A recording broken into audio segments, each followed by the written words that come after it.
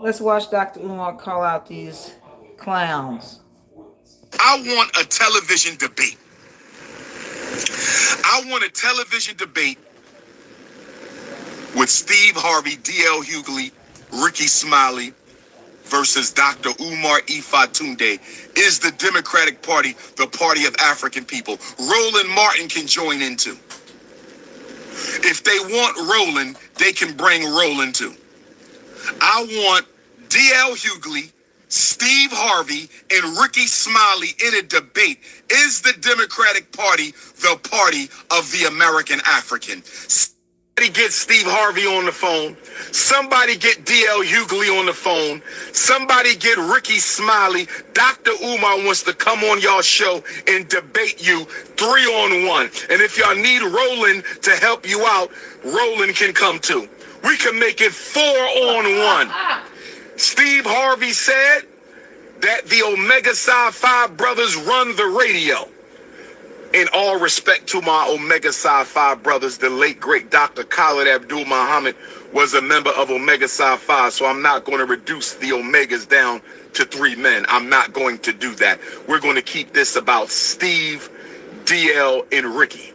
Okay? Steve, DL, and Rickey. I want a debate. D.L. Hughley, will you debate me on your radio? Steve Harvey, will you debate me on your radio? Rickey Smiley, will you debate me? I'll debate all of you separately or all 3 of you together. Since y'all run black radio, and I run black consciousness, it's only right that we have a clash of kings. Y'all called the kings of comedy, right? The kings of comedy? Let's call it the kings of comedy versus King Kong consciousness. Let's call it the kings of comedy versus King Kong consciousness. Let's call it the kings of comedy versus King Kong consciousness. I'm ready right now. I don't need no prep time. I'm ready right now. Intellectual Tunde is ready right now. When we going to do this debate? When we going to do this debate? Steve, Rickey, DL, I want y'all on the stage in front of the people right now. I'm doing it for Fannie Lou Hamer. I'm doing it for Emmett Till. I'm doing it for Medgar Evers. I'm doing it for Huey P. Newton. I'm doing it for His Excellency, the Most Honorable Marcus Messiah Garvey. I'm doing it for the Honorable Frederick Douglass. I'm doing it for Breonna Taylor, Trayvon Martin, Sandra Bland, Amir Locke, Dante, Sonia Massey, Freddie Gray. I'm doing it for them. Let's do the debate. Let's do the debate. If Omega Psi Phi, if my brothers of Omega Psi Phi, who I love and respect, want to host a debate, it could be an Omega Psi Phi debate. You can have the purple and gold. I don't care who hosts. I don't care where is host. I want Steve, Rickey, and DL on the same stage. Oh, not Plies. Keep the same energy, Africans. Keep the same energy. King Kong consciousness versus the kings of comedy. Will the real coons please stand up? King Kong consciousness versus the kings of comedy. Will the real coons please stand up? I said King Kong consciousness versus the kings of comedy. Let's settle this once and for all. Let's settle this once and for all, brother. Oh, yes. You can fool some of the people all the time and all the people some of the time, but you cannot fool the King Kong consciousness none of the time. They bringing up Fannie Lou Hamer when the Democratic Party sabotaged Fannie Lou Hamer. Look at the hypocrisy. They don't think y'all know y'all history. They don't think y'all know y'all history. Bringing up Fannie Lou Hamer. She turned in her damn grave. She turned in her damn grave. The Democratic Party was Fannie Lou Hamer's enemy, brother and sister. It will be about both parties, but who's pushing Trump? I'm not pushing Trump, and they not pushing Trump, so we don't need to have a conversation about Trump, but we could bring it up if you like. They not pushing Trump, and I'm not pushing Trump, but we can include Trump if you want. The problem with y'all Negroes is y'all believe y'all have to belong to a plantation at all. Let me say it again. The problem with y'all Negroes is y'all believe y'all need to belong to a plantation at all. Y'all don't want to get off of a plantation. Y'all need a plantation, whether it's the Republican Party plantation, Democratic Party plantation, Green Party plantation. Y'all need a plantation. That's the problem with black folks. You need to belong. Who should I vote for? Stop begging me Shit, I don't give a damn about no for the right to belong to a plantation. I'm a runaway African. I represent. Where my runaway Africans at? We running away with our vote. We not staying on no damn plantation. I represent the runaway slave party. I represent the runaway enslaved African vote. I represent. We done ran off the Democratic Party plantation, and we ain't coming back. We done ran off the Republican Party plantation. We ain't coming back. If you do your history, the corporation is a plantation. All of us work, right? You work at a job. You work for a corporation. The corporation is the 21st century plantation. The NBA is a plantation. NFL is plantation. Hip hop is plantation. Hollywood is plantation. Media is plantation. We still on the plantation. The corporation is the new plantation, my ninja. Yeah. The corporation is the new plantation. And guess what the new slave chain is? Guess what the new shackle is? The new shackle is your paycheck. The new plantation is the corporation, and the new shackle is your paycheck. Mm-hmm. The new plantation is the corporation, and the new shackle is your paycheck. Talk black to me one time, Africans. I'm a runaway slave. Remember, we ran off the Republican Party plantation.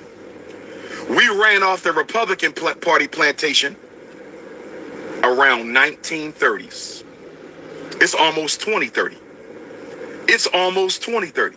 So if black people could give up the Republican Party plantation back in the 1930s, why can't we give up the Democratic Party plantation in the 2020s? Who with me?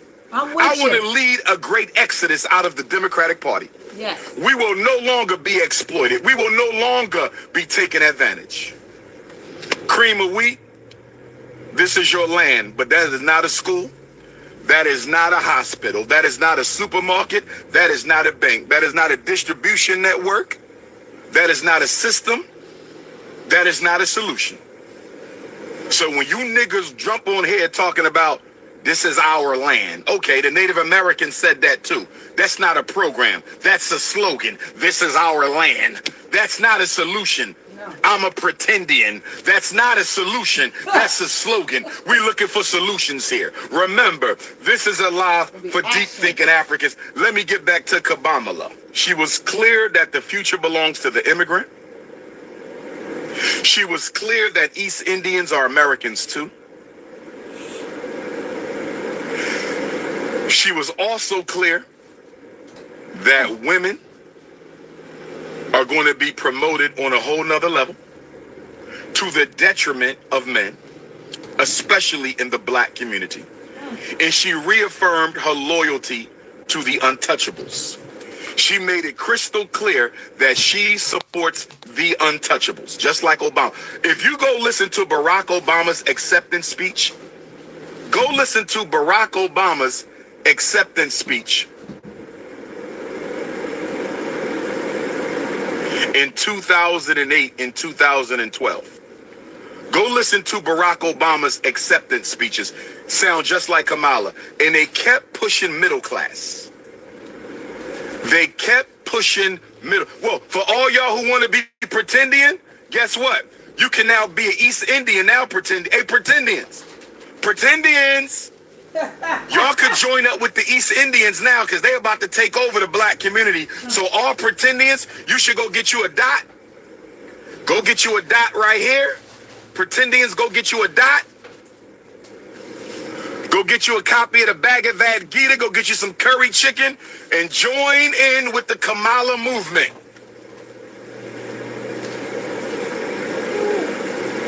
Pretendians, you can now be East Indians.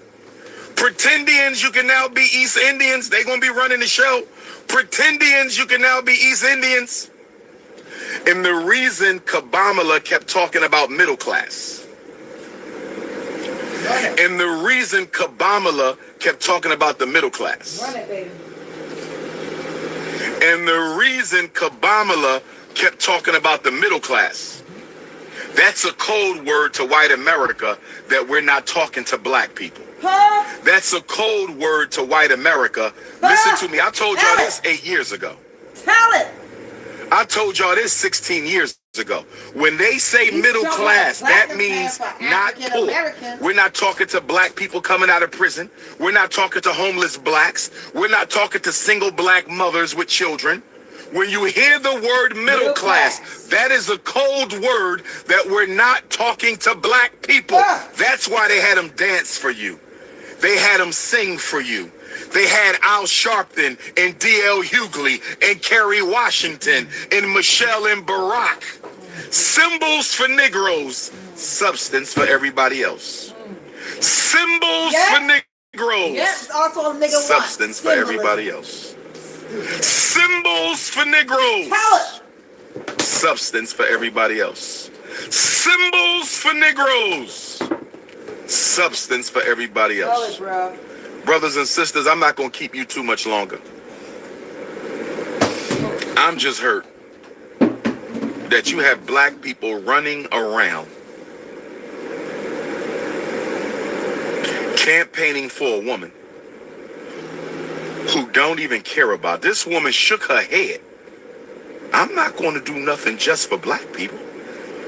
She was so emotional in her. She could have just said, we can't only serve the American Africans. That's something we can think about. She shook her head. The 2 drops of Negro came out of Kamala. The 2 drops of ancient African DNA came out of that South Asian woman. The 2 drops of ancient African melanin came out of that East Indian woman. And she shook her head and said, I'm not going to do nothing just for black people. With emotion. With emotion. So here's what I want to say to all of y'all who consider her a black woman. Here is what I want to say to all of y'all who consider her a black woman. If she considered herself a part of us, if she considered herself a part of us, why did she answer that question in the third person? I'm going to ask you again. Woo! Call it. If Kamala Harris considers herself an American African, a Jamaican African, if she considers herself a part of us, why did she answer that question with such negative emotion and in the third person? Why did Kamala Harris, when asked what she was going to do for black people, why did she answer that question with such negative emotion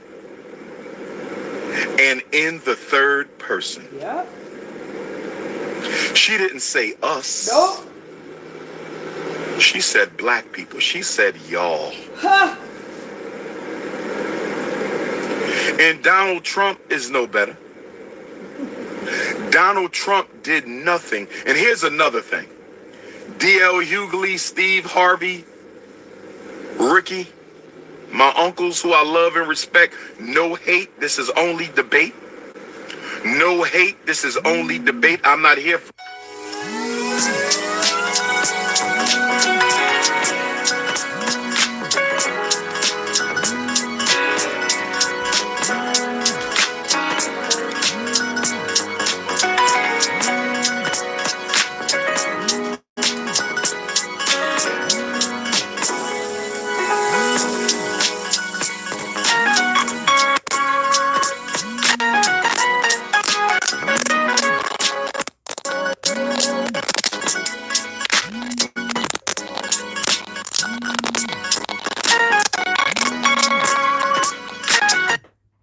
division. If y'all going to push Kamala Harris, Steve Hughley. If y'all going to push Kamala Harris, Steve Harvey. If y'all going to push Kamala Harris, Rickey Smiley, can you at least get a concession? This is why I'm so disappointed. I could respect you, DL, for crashing out on the convention stage if you got a single concession? What is she going to do about police brutality? Is she going to eliminate qualified immunity? Y'all keep talking about Donald Trump is going to give the police full immunity. Kamala Harris ain't saying nothing about qualified immunity. Y'all crying about Donald Trump giving the police full immunity, but y'all ain't said a word about Kamala Harris protecting qualified immunity. I ain't heard Vice President Harris say one word about getting rid of qualified immunity for police. I ain't heard Vice President Kamala Harris say one word about getting rid of qualified immunity for police. When she talks about people of color, POC, y'all think she talking about y'all. Politically uneducated American Africans. People of color. The word would not even be used if they cared about black people. Somebody answer the question. Why did they stop calling black people and started calling you people of color? Why did they stop calling black people and started calling you people of color? Why did they stop calling black people and started calling you people of color? To exclude you from the conversation. People of color does not mean black. It means everybody who is not white but is not black. People of color means everybody who is not white but is not black. People of color means everybody who is not white but who is not black. When y'all going to get over this?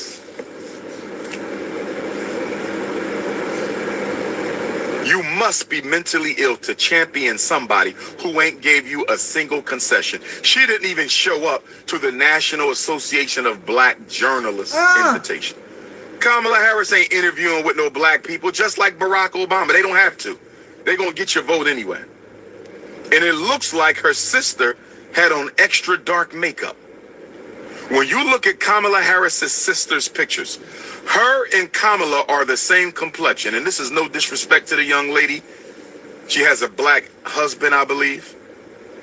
Kamala Harris's sister, they put on dark makeup. That woman is not that dark. She is not darker than Kamala Harris. Go online and look at pictures of Kamala Harris's sister. Go online and look at pictures of Kamala Harris's sister. Go online and look at pictures of Kamala Harris's sister. She is not that dark. The Democratic Party plantation made her dark. They made her snap her neck, shake her head. They made her act like a black woman on that stage. That woman is not that dark. Look at her pictures. They darkened her up. I am not disrespecting her. I respect that East Indian woman. I ain't got no problem with respecting East Indians. They are human beings. They deserve respect, but she is not that dark. They darkened her up to appeal to y'all. They darkened her up to appeal to y'all. They darkened her up to appeal to y'all. All that black music, not a word in the speech about black people. You had Mark Morial. You had Al Sharpton. You had Kerry Washington. You had D.L. Hughley. You had John Legend perform. Common Sense. I think Common Sense perform. Common Sense. I love and respect you, my brother. Did you get any concessions for black people? Mark Morial, did you get any concessions for black people? Al Sharpton, did you get any concessions for black people? Kerry Washington, as beautiful as you can be, as articulate as you can be, my beautiful African sister, I love you. But did you get a single concession? Why are we running around crashing out for candidates without a single promise?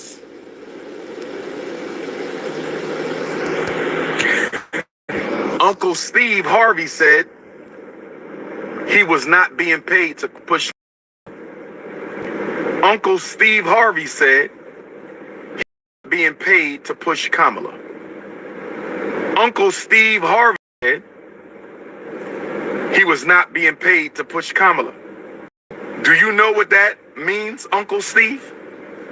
When you say you were not being paid to push Kamala, you basically said they already own you, so there's no need for further compensation. Uncle Steve, Uncle Steve, I love and respect you, brother.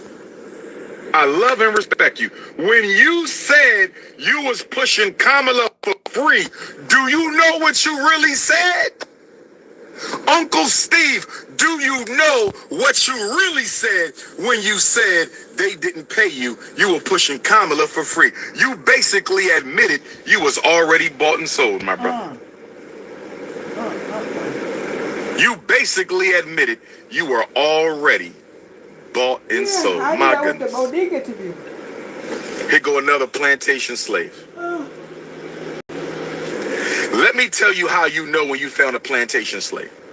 You know you found a plantation slave when you speak about Kamala, they call you a Trump supporter. That's how you know you're dealing with a low vibrational, politically uneducated Negro.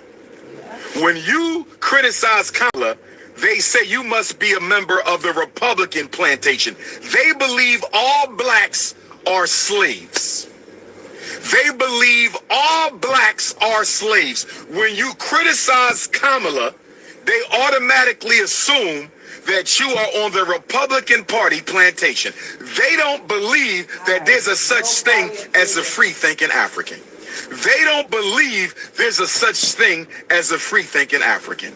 They don't believe there's a such thing as a free-thinking African. You already know what the solution is. Stop asking. You just in denial. You already know what the solution is. Stop asking. You're just in denial. You already know what the solution is. Stop asking. You're just in denial. The solution is to divest, hold the vote. Demand something for it or keep it to yourself. That's the solution for the black vote.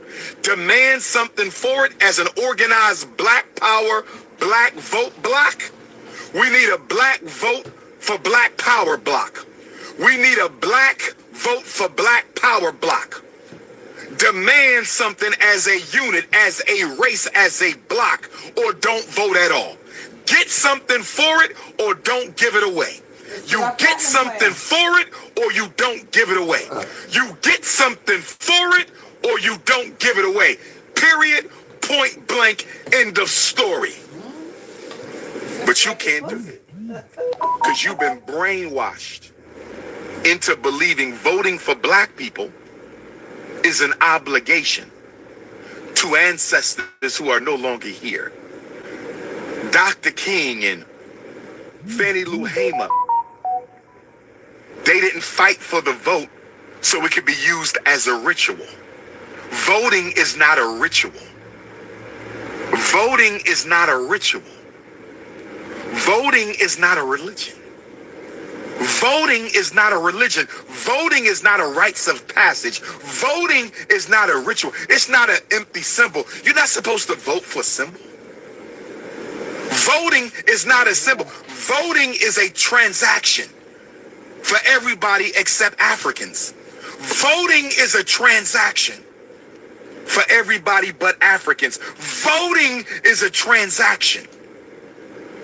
You're actually supposed to get something for it. Did you know that? American Africans? You're actually supposed to get something for your vote. And they're supposed to tell you what they're going to give you before you vote. Steve Harvey, Uncle Steve the naive Harvey, Steve naive Steve Harvey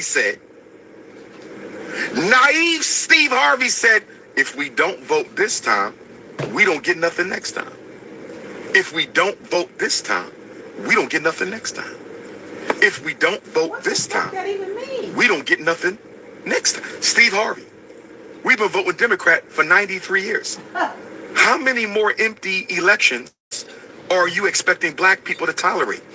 Naive Uncle Steve Harvey. We've been voting Democrat for 93 years. Look, Trump willing to give up some shit. How many more empty, symbolic, ritualistic elections you want black people to tolerate, Steve Harvey, before we get something for the vote? Let's talk to DJT. We need somebody to organize it. Talk to him. Uncle Steve naive. I want to debate with Steve Harvey, D.L. Hughley, and Rickey Smiley whether or not the Democratic Party is the party for blacks. United Party. United Party. I am the president of the American African Youth Movement. I represent all young black youth under 30. We're all my under 30-year-olds. Make some noise. I am the official president of Young Black America. I represent the young, fearless, intelligent, thinking for the... Where my young people at? If you under me, make some noise. Where my silverback gorillas at? Where my under 30 brothers and sisters? It seems like the beef between Dr. Umar Johnson and multiple stand-up comedians from the Def Comedy Jam era is heating up. Last week, we reported Johnson calling out comedians Steve Harvey, Rickey Smiley, and D.L. Hughley for getting paid to endorse the 2024 Democratic nominee, Kamala Harris. According to Johnson, he was offered $10,000 by Harris's team for an interview and accused those comedians and several other high-profile individuals have accepted payment to show their support for the vice president. Now, it didn't take long for Harvey to respond via his radio show, where he would tell his audience he would invite Harris on his show and endorse her free of charge. In addition, Harvey would say he's not supporting Kamala Harris for $10,000 and would imply that his fee is much larger than that. Harvey would reiterate those same talking points during a live discussion with Stephen A. Smith at InvestFest over the weekend in Atlanta. I like Brother Umar, but he came back because he said Steve Harvey and Rickey Smiley being paid $10,000 to promote Kamala Harris. I took offense to that because I don't do shit for $10,000. And you're not finna mess my money up, putting it out there that my rate is now $10,000. Man, off that shit, Brother Umar. You know good damn well. I'm pulling for Kamala Harris because she is the better candidate of the two. Period. That's all. Now, we all know here, right, because we're informed voters and we don't get caught up in all of the hoopla and the blackety black and all of this stuff. And we don't get caught up in the idea that she is the better candidate of the two. We know that that's cap. We also know that Stephen A. Smith and Steve Harvey are both caping for Kamala Harris, which they're now using their platforms in order to continue to promote her to most people that find Steve Harvey to be entertaining. Now, I will say that his clapback was entertaining because it's very difficult, I would imagine, to get Steve Harvey out the house for $10,000. Like, that's not no real money to him. He was able to use that as ammunition in order to joke on and Jones on Umar Johnson. Conversely, we still know, regardless of how many jokes he tell, and he did have the perfect response in order to deflect from what it is that Umar Johnson was saying. We know definitively that he, on his radio show, not on his radio show, I'm sorry, on the interview that he did with Kamala Harris, said that he was going to ask her any hardball questions. And then also on top of that, Rickey Smiley, who is the weakest of them all, including of D.L. Hughley and Steve Harvey and Charlamagne the God and all of that. We know that these people are literally leading black people and leading their audience, which includes a large demographic of women, down the wrong path in order to vote for somebody, but they can't substantiate why it makes sense for them to do so. That's just the facts. Let's continue. Harvey's response would ignite another reaction from Johnson, who would take to Instagram Live in order to challenge Harvey, Smiley, and Hughley to a public debate. Johnson's purpose is to prove the Democratic Party doesn't have black people's interests at heart. In addition to the comedians, Johnson would invite Roland Martin as well.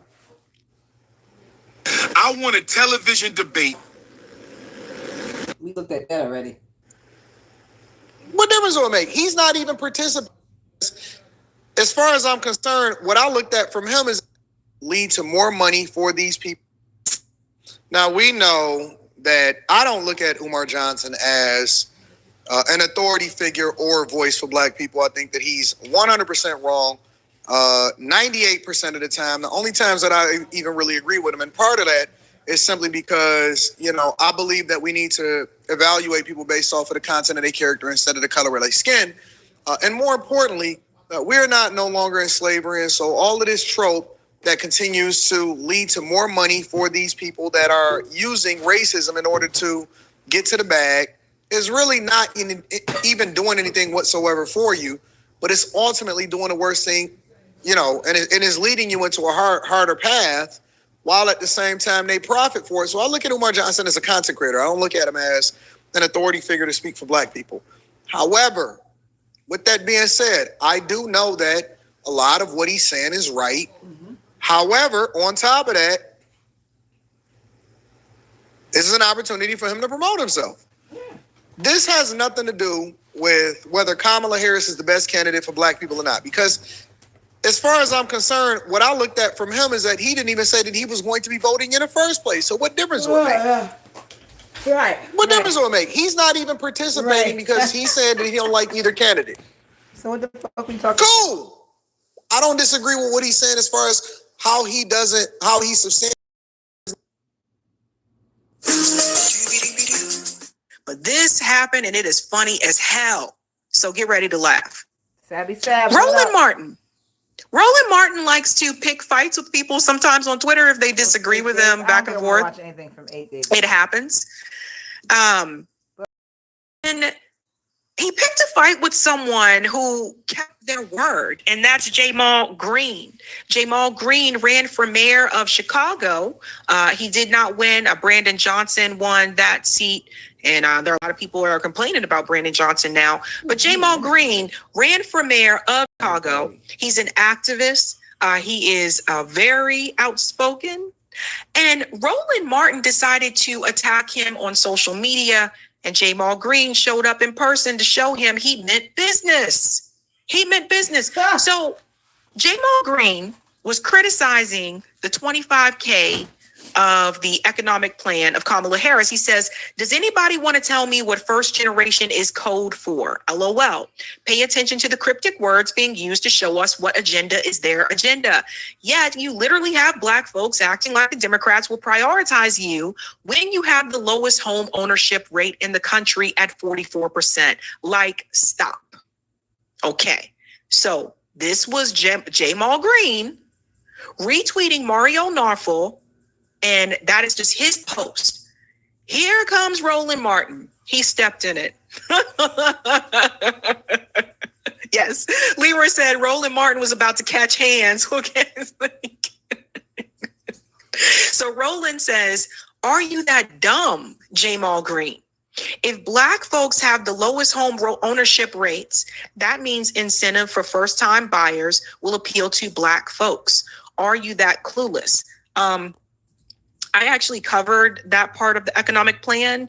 I released a video about that, and Roland Martin is wrong. I brought up the numbers and I showed you guys the reality is that's mainly going to help people that are part of the middle class, and most black people are working class. That is not going to help out as many black people as Roland Martin is trying to assume that it will, because there's a couple of things. Number one is for first-time home buyers or first-generation home buyers. So you need to think about all the black people that lost their homes during the 2008 housing crisis that this wouldn't apply to, because technically they're not a first-time home buyer, right, and their kid would not be a first-generation home buyer. So everybody just let that soak in for a second. So those people would not be allowed. Then there's also the issue, you got to get approved by the bank. You need a proper credit score to get approved by the bank. The bank isn't going to say, yes, we'll go ahead and give you a loan because you got $25,000 for a down payment, which wouldn't cover any house near me, by the way. Okay? Like, wouldn't cover any house near me. So the bank isn't going to tell you, yay, you got this down payment, let me just go ahead and give you the loan. No, you still have to have the credit score. So you still have to get approved by the bank. There's all these other variables that come into play. And then there was the other stipulation that they added to this, which is that you have to have paid your rent on time for 2 years. And again, like I said, a lot of people that are in that bracket where they're not poor enough to receive government assistance, but they're not making enough money so that they can save money for a down payment for a home. The people that fall in that bracket, they're not going to benefit from this. No. And there's a lot of people in that spot. Yeah. So I know I was in that spot. So anyway, Roland stepped in it. And what Jamal Green was trying to say is that first generation is also going to include those who have immigrated to the US, right? So he was just trying to wake black people up and say, why are you getting into this? So Jamal Green made a good point. He said, pay attention to all the older folk who will criticize the young reactor in reaction instead of holding accountable the older man who started the attacks and sell Black folks out every day. Y'all are the problem with our community and the reason it looks the way that it does. Yeah, so there were a lot of people jumping to Roland Martin's defense and basically telling Jamal Green, how dare you push back on him, and who do you think you are, and all that kind of stuff. You know, the black boule coming to his defense strongly. We all know Roland Martin is a Democrat shill. Remember, he used to be on MSNBC and all this stuff. I think at one point he hosted a show on TV One. And don't forget that Roland Martin was the one who decided to give debate questions to Hillary Clinton. That's why he's not on corporate media anymore. Okay, just a tidbit there. So then we go on to this part here where Jamal Green did challenge him. And he said, Chicago, when you got eyes on Roland Martin this week for DNC, let me know where he's going to be. I need to make sure we discuss his verbiage in person. Well, ladies and gentlemen, it turns out that Jamal Green is a man of his word because I address him in person. And these videos are going viral. We're going to take a look at this one first.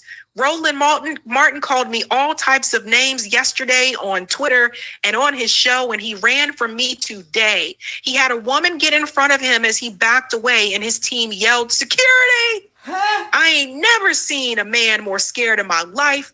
Keep my name out your mouth. I want all the smoke. Watch this, guys. This is funny. Hold on 1 second. No, I know. I gave you enough pictures. Yesterday, you tweeted about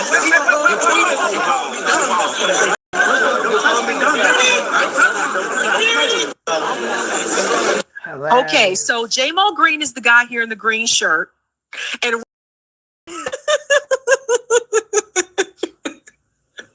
can see his face peeking around his shoulder right here. So watch. Hold on 1 second. No, I know. I gave you enough pictures. Yesterday, you tweeted about it. Watch him try. This is Roland Martin in the orange shirt, and watch him try to hide behind this woman here. So Jamal said, yesterday you were calling me all the names on Twitter.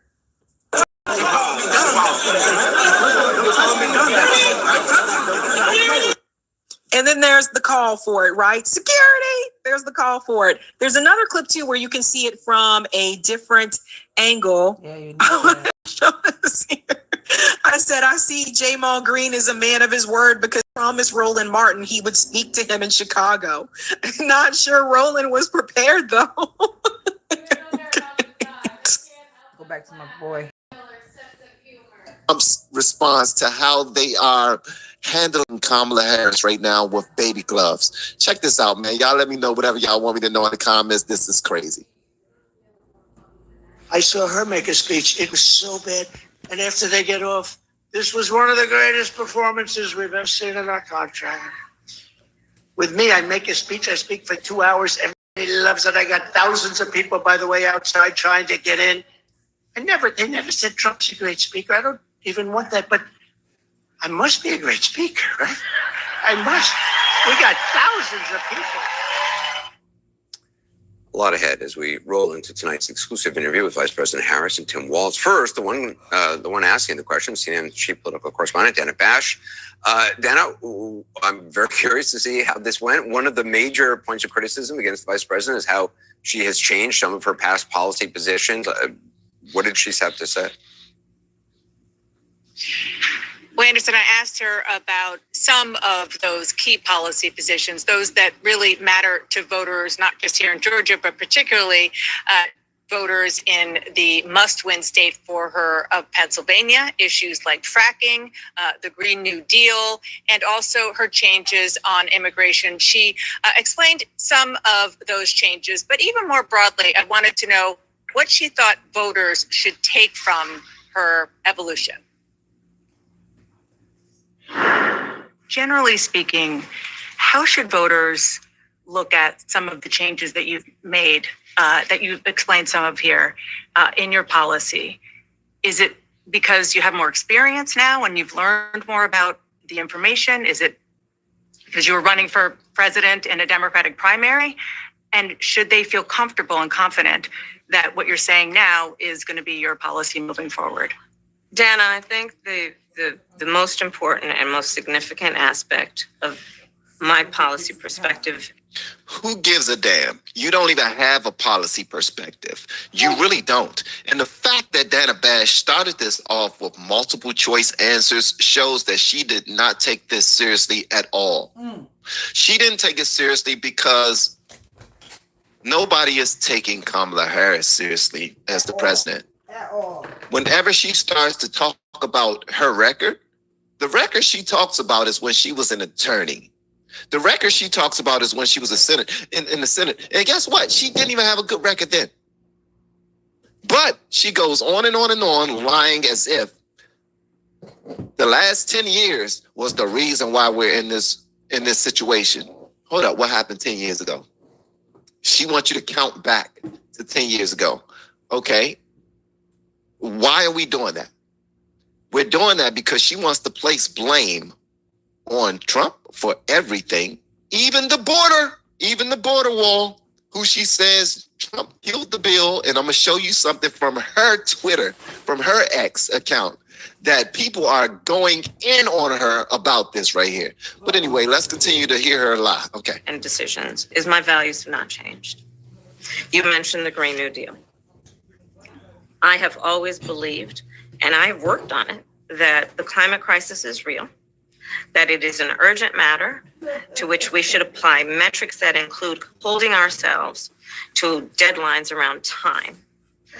We did that with the Inflation Reduction Act. We have set goals for the United States of America and by extension the globe around when we should meet certain standards for reduction of greenhouse gas emissions. As an example, that value has not changed.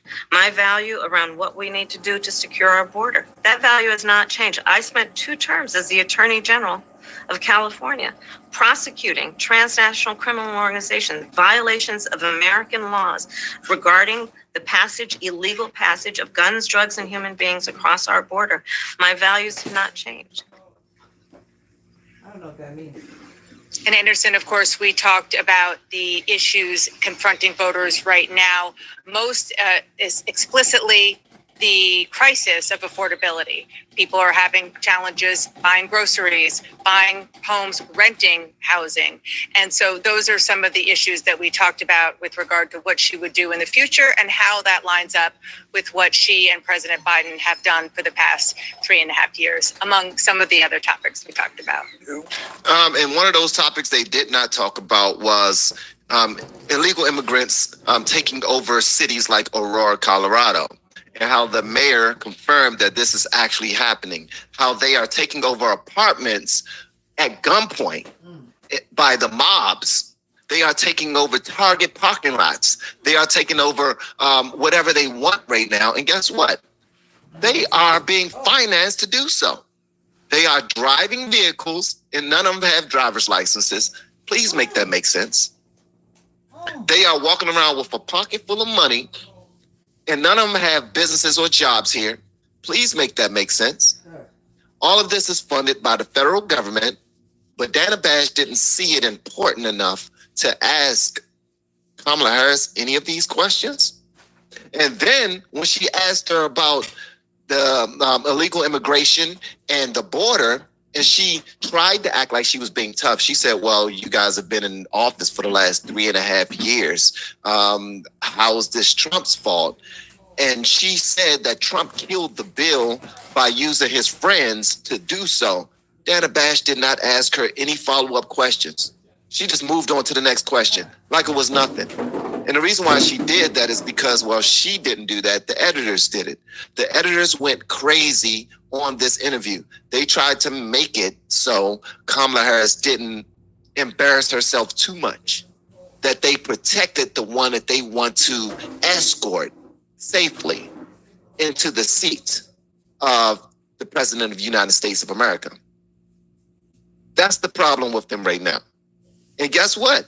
What's cuz name? Ghostface, ghost hair, gray hair, Ghostface. He's not going to ask her anything to hold her feet to the fire either. Check this out. What did the vice president have to say about, this past month and, what it's been like, how she found out that President Biden was stepping aside? I don't know. Did she tell any details on that? She did. She talked about the phone call that she got, Anderson, on July 21st, 2024. It was a Sunday. We all remember. It was a Sunday. She was making pancakes with her nieces. We were having such a wonderful day. Her nieces wanted pancakes. They said, Auntie, can you make me more pancakes? And I said, yeah, I'll make you more pancakes because we're such a big loving family. All my family is staying with me. And then the phone call came. And he said that he would not be able to move forward. And he's passing the torch to me and blah, blah, blah, blah, blah. Who gives a flying... Who cares? Who cares? If y'all saw it, this is what came from it.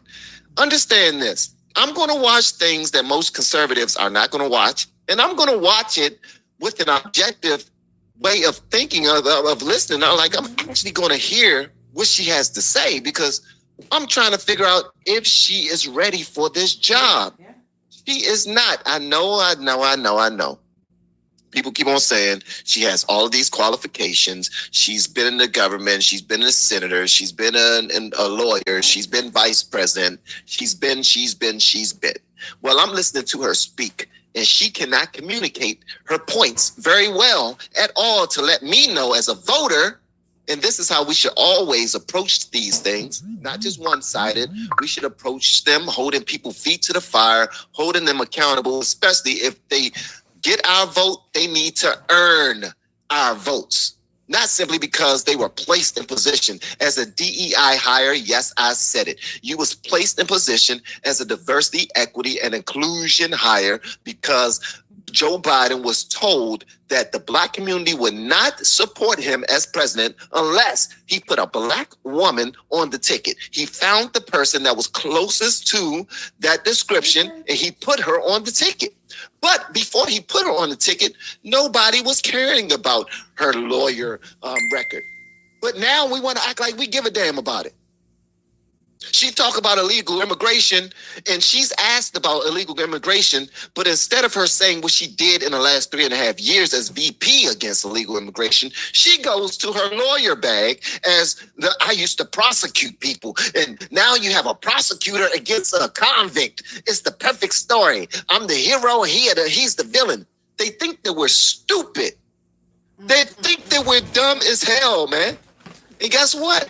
The Democrats are playing into this whole narrative. They are playing into it. They're like, she don't have to have interviews. She don't have to answer those questions. She just have to stay there, look strong, and she can do what the white man does because she's just as good because she's a black woman. She's a black woman. Which is also up for debate. That's why when they asked her the question, what did she say? Next question. Why did she say next question? She said next question because she knew that if she got into that, she would get embarrassed again. She would have to answer how are you a black African American when your father is a Jamaican, born in Jamaica, and your mom is an Indian, full-blooded Indian that were also not born here. But because they are of a darker hue and they got some melanin to their skin, you consider yourself African American. Okay, got you. And that's the problem that I have with this whole thing. Hold on, let me pull up another one I have for you guys. So when she was speaking yesterday, and shout out to Lou Valentino, shout out to Devory Darkins, a few others who caught this. But apparently she glitched like a real freaking computer. She had a Biden moment. She had a Joe Biden moment. Maybe this is running around rampant in the White House where everyone that worked there has a Biden moment from time to time. And she said He even called for the termination of the United States Supreme Court, the supreme land of our nation, the United States Constitution. Reason why she had that foul up is because she don't know a damn thing about the Constitution at all. And when she has to speak freely on world affairs, this is what you're going to get from her. This is why they coddle her so much. This is why they protect her so much. This is why they prevent her from going out there and having interviews without having a support governor dog beside her who will soon potentially be her VP. I'm sorry. Let me read these daggone super chats, man. Before I'm just getting a little flabbergasted right now. My apologies, guys. My first one, it says, well, disease testing 1, 2, 3. Thank you so much for the super chat. I appreciate it. And shout out to We Love Our Babies. Next bill will allow illegal immigrants to run for president. Oh, you're absolutely right. You're absolutely right. They're already giving them thousands of dollars to apply for home loans. How are they going to pay for a home loan and they don't even have a career that they've had for years? They don't have record showing that they can pay these loans off. Why don't they need record to show that they can pay these loans off? It's because they are giving them these loans not expecting for them to pay a dime back. They don't care about the trillions of dollars of deficit that we have. They don't care about the United States veterans and homeless individuals, citizens out here who are just trying to survive. They will rather send all of their money to another country and say that it's because of security. Says to make sure that we're in a better position to protect ourselves against dictators like Putin. We'll make up whatever the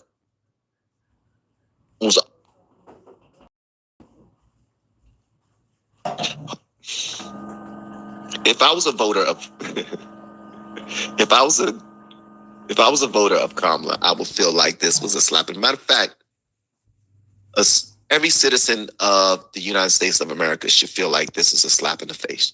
Should be utterly disrespected. Should feel disrespected by this. Period. Oregon is giving $30,000 down payment. Vote them all out, and they're doing it. They already have it written. I don't know if y'all saw it already, but they not only are they giving $30,000 down payment, but they're only doing it for illegal immigrants. This $30,000 is not for American citizens. So this is what happened. More than likely, you got a boatload of immigrants who came here the right way, and they got some money now. They got some sway, and they are doing what they have to do to give votes. Look, I'm trying to make some sense of it. They're trying to do what they could possibly do to give opportunities to other illegal immigrants. So they're putting money out there, and they're saying this is only for people who immigrant at one point, and I became a citizen. Now I want to make sure I look out for them. That's the only way this makes sense to me. Because the federal government is not making sense to me. They're not making sense at all to me right now. Not bringing people through this country the way that they are.